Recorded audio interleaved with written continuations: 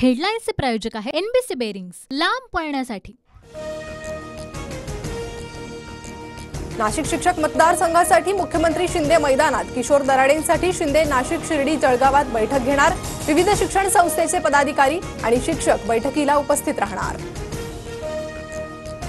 नाशिक शिक्षक मतदारसंघासाठी महायुतीतून अजितदादा गटाचे उमेदवार महेंद्र भावसारही रिंगणार। भावसारांनी उमेदवारी मागे घ्यावी यासाठी शिंदे अजितदादांशी बोलणार। शिक्षणातील गैरव्यवहार रोखण्यासाठी कठोर कायद्याची अंमलबजावणी, देशभरात अँटी पेपर लीक कायदा लागू, 10 वर्षांचा कारावास ते 1 कोटींच्या दंडाची तरतूद, तर डमी उमेदवाराला 3 ते 5 वर्षांच्या शिक्षेसह 10 लाखांचा दंड। रवींद्र वायकरांच्या मुंबई उत्तर पश्चिम लोकसभा मतदारसंघातील विजयाविरोधात याचिका, वायकर जिंकल्याच्या निवडणूक आयोगाच्या निर्णयाला स्थगिती देण्याची याचिका करते भरत शहा यांची मागणी।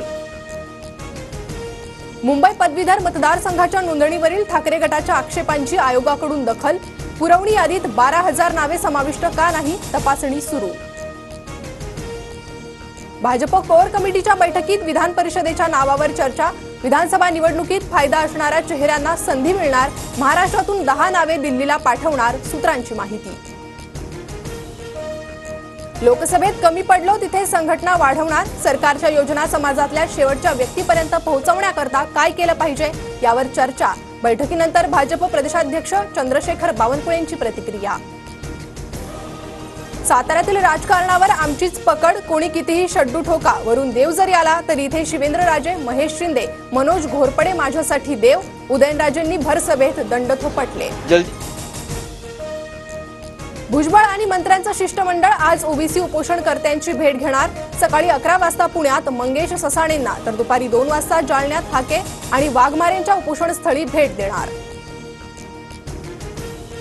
सरसकट मराठ्यांना ओबीसी आरक्षण देणार नसल्याचा सरकारचा शब्द, तर सगळे सोयऱ्याचा निर्णय सर्वपक्षीय बैठकीत घेण्यात येणार, बैठकीनंतर मंत्री छगन भुजबळांची माहिती। मराठ्यांचं वाटोळं करणं हा भुजबळांचा कार्यक्रम, ओबीसींसोबतची सरकारची बैठक मॅनेज, भुजबळांची कारकीर्द उद्ध्वस्त करणार, जरांगेंचा इशारा। ओबीसी आरक्षणासंबंधी 29 तारखेला सर्वपक्षीय बैठक होणार, मराठा समाजाप्रमाणे ओबीसींसाठी मंत्रिमंडळाच्या उपसमितीची स्थापना होणार, मुख्यमंत्र्यांकडून ओबीसी शिष्टमंडळाची मागणी मान्य। वेटिंग लिस्टमधील तिकिटांवर प्रवास आता बंद, आरक्षित डब्यांमधील वाढत्या गर्दीमुळे रेल्वेचा मोठा निर्णय, कन्फर्म तिकीट नसलेल्या 1628 प्रवाशांवर रेल्वेची कारवाई। बहुचर्चित शक्तीपीठ द्रुतगती राज्य महामार्गाच्या भूसंपादनास स्थगिती, विरोधानंतर महामार्गाच्या फेर आखणीचे मुख्यमंत्र्यांचे आदेश।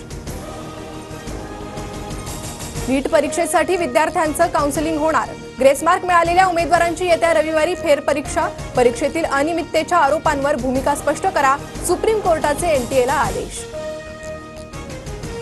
मुंबईत शेवटच्या आठवड्यात मान्सून सक्रिय होणार, 24 आणि 25 जूनला मुंबईत मुसळधार पावसाची शक्यता, तर आज मुंबई आणि पुण्यातील घाट परिसरात काही ठिकाणी हलका ते मध्यम पाऊस पडण्याचा अंदाज। ठाण्यातील गावंडबाग परिसरात मोठी दुर्घटना, इमारतीच्या पत्र्याचे शेड फुटबॉल टर्फवर कोसळून 6 जण जखमी, प्रताप सरनाईकांनी जखमींची रुग्णालयात भेट घेतली। हेडलाईन्सचे प्रायोजक आहे एनबीसी बेरिंग्स, लांब पळण्यासाठी।